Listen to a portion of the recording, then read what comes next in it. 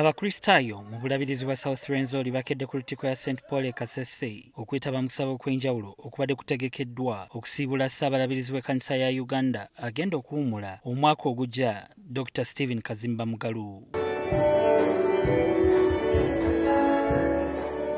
Mu kkanisa eno Ssaabalabirizi Kazimba we yatandikira obuweereza bwe ng'atuuza omulabirizi Nason Baluku mu mwaka gwa 2020.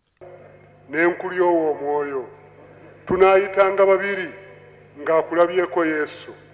Muli nkutukira mu ngalo nga mutwe gwa nkoko. Siribasuula muguluka nga mutwe gwa nkoko. Okulya tekwali kubi naye enjala yebireeta. Ababi okulya abalungi emirimu tweyanzizza tweyanzeeke kanneekiwacwane n'obusigadde mu bunyongere. Amena. Olw'okuba nti ekitundu kino kye kimu ku ebyo ebifumbekeddemu obutabanguko olw'abayeekera ba ADF, Kazimba asabye abantu beeno okufuba okulwanirira emirembe n'okunyweza obumu okulaba ng'ekitundu kikulaakulana. Kakati era n'ekirala kye nsaba gy'emirembe, ebintu ebikwatagana ku ntalo okulwanagana tetulina gye tudda. Abantu nga bali mu koona alumba ono alwana n'ono, bano balwana na bano mu famire, mu gavumenti, mu bwakabaka. Twetaaga nnyo abantu okuyiga okukolera awamu n'okusonyiwagana.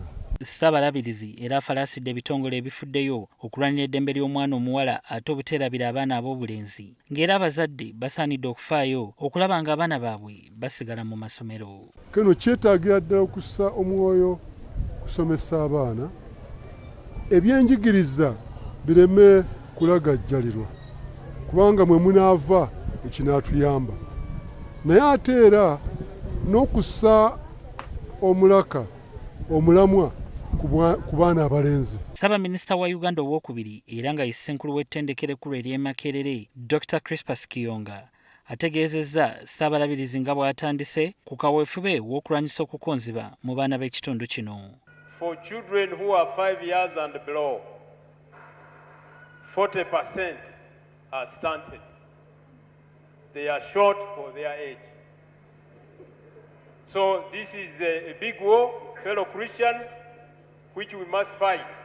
Omulabirizi w'obulabirizi bw'e Rwenzori, Reverend Nason Baluku, asimye Ssaabalabirizi Kazimba olw'omulimu gw'akoze mu myaka 6 gy'amaze ng'akulembera ekkanisa ya Uganda, era n'amukakasa nga obuweereza bwe bukoze nnyo okutumbula ebyobulamu, ebyenjigiriza n'okuyamba abataliiko mwasirizi. Dr. Julius Mande akulira akakiiko ka Paalamenti akavunaanyizibwa ku byobulamu yasabye minisitule y'ebyobulamu okuddamu okwekenneenya ensonga y'okuwagira amalwaliro agatandikibwawo ekkanisa.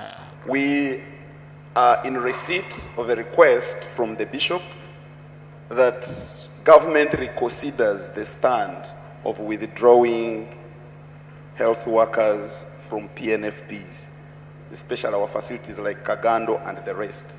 We receipted it and we are following it up with the Minister of Health. Ssaabalabirizi Kazimba asuubirwa okuwummula mu August w'omwaka ogujja.